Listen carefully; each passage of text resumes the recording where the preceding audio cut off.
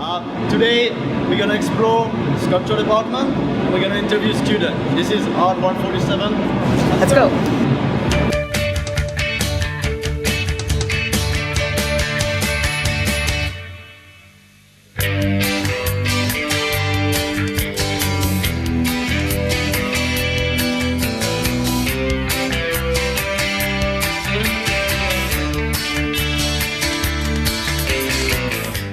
Hi everyone, today we're very honored to have Maria Elena Gonzalez for interview today, who is the chair of the sculpture department at SFAI. Welcome.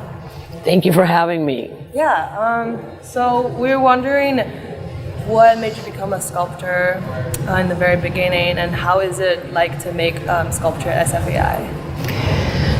I think for me, it was always playing with dirt and making things in the carpentry shop and doing some drawings, but it was always playing with objects and things and the hammer and the dirt and pushing it into molds and things like that. Great. So how's it like? How's the sculpture department like at SFAI?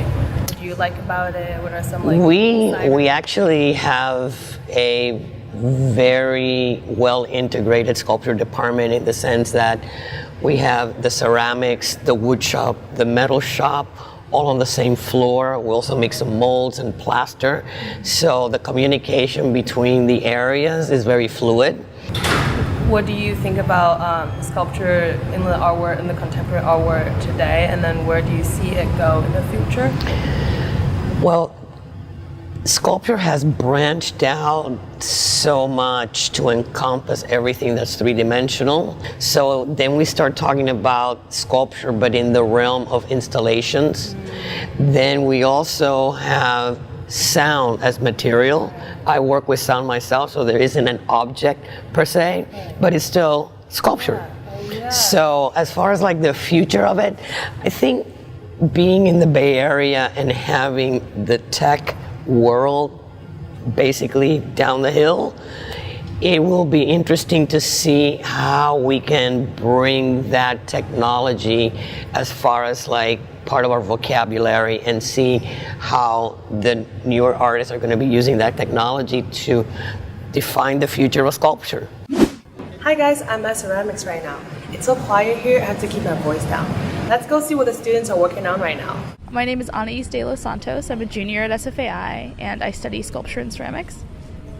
What are you working on right now? I'm working on kind of like puzzle pieces that form like a portrait of me as a young girl. I'm glazing it right now. It hasn't been fired yet.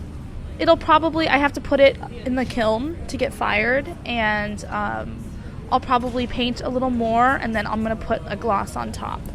So it's going to look really like glossy. What do you think of the sculpture department of our school? I think it's great. I love it. I come here every day to work. It's like a second home for me. Yeah. So Steven is a sculpture student, and we're gonna ask him what he does. So Steven, what do you do in SFAI? Yeah, because SFAI is a very SFAI is a what? It's a multimedia school or like multicultural. I don't know exactly how to say it, but it's like just do anything you want to do is exactly the goal of like SFAI. So for me, I'm doing the structure in the behind. It's like I'm doing the structure for the painting, and I'm very interested with this kind of like ideas, like how to showing a piece in a space, how painting can expand more. So this is the idea I'm playing right now. It's like let painting become a 3D sculpture. I like that. Okay, let's go see how we do it in the woodshop. Hi, welcome. My name's Gabe. I manage the studios. Today we're going to be doing a woodshop training and covering the table saw. So the table saw is a very useful tool that we have here. It does a lot of cuts, it does them precisely, it does large pieces, small pieces, and quite a few angles. It's probably one of the most used pieces in the shop. The table saw is composed of a few different areas, so come over here and I'll show it to you. So this is it. The table saw area includes this table here, the machine itself, and this backspace, all right? The machine is located here, your on-off switch. is right down here. This is the fence along here, and then right here is where the blade sits. Okay, so when you're cutting, things not to do. Do not wear gloves. Keep sleeves short. And do not have earbuds in your ear when you're working in the shop. And you also can never free cut on the table saw. You must always use the fence. I see Tony's giving his class here. Let's go have a look.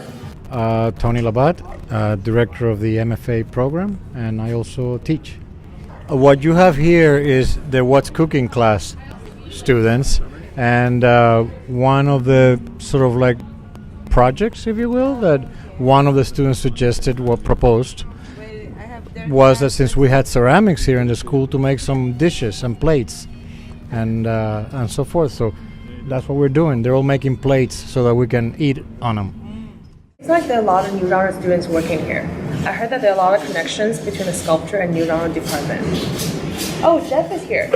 He must know all about the history. Let's go ask him. A sculpture starts very early.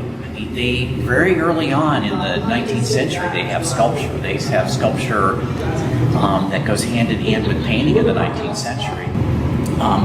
So it runs a whole range of things. People like John Roloff, who did these huge, elaborate, beautiful kind of environmental kinds of sculptural things. Somebody like Sergeant Johnson, who was an artist, African-American artist, who did these beautiful sculptures of that are at the San Francisco Museum of Modern Art right now, who was here in the 1920s or so. And so all those people were hugely influential in all of our students who've gone out there in the world to do sculpture as well. You probably know of the New Genres department here, which was started as the performance video department. And that started out in the sculpture department as well. Those classes were first taught by Howard Freed in the sculpture department. And he thought of himself as an artist, like everybody here does, first and foremost. And then they sort of get pigeonholed in their mediums occasionally. But he thought of those performance things that he did and the video pieces he did as three-dimensional things that I think really resembled, that seemed sculptural in a lot of ways. It's sort of like when people talk about filmmaking as being painterly film, and you think, yeah, that's probably true. So it's sort of this funny blend. It's the students invent all these things. You know, the faculty sometimes in the administration here tries to pigeonhole it and say, well, you should have a major in a certain thing or do whatever. But the students sort of invent cross areas and cross paths in all different ways. So I found an interesting brochure of David Allen's past exhibition. Let's go back to 2016. Lucian's waiting there. So we're here on Chestnut campus, and this is the McBain Gallery. Today we're going to see a show from David Allen.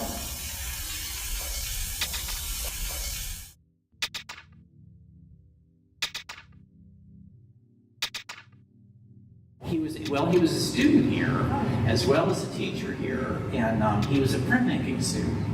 And so his understanding of the world of art really came through printmaking in a lot of ways. He's considered a conceptual artist, but then a lot of his work is very sculptural. Like even his house is very sculptural. The David Ireland house that he has, you think, why is this even considered art rather than just work by somebody who remodeled his home as an eccentric? But then you realize that there is this artistic impulse to it all, and that it truly is sculptural in a lot of ways, and that it's truly conceptual. My home is at 500 Cap Street. It serves as my primary source for material and inspiration. I convert my home into a state of mind and invite many young artists to show their creative works in this immersive architectural work and social environment.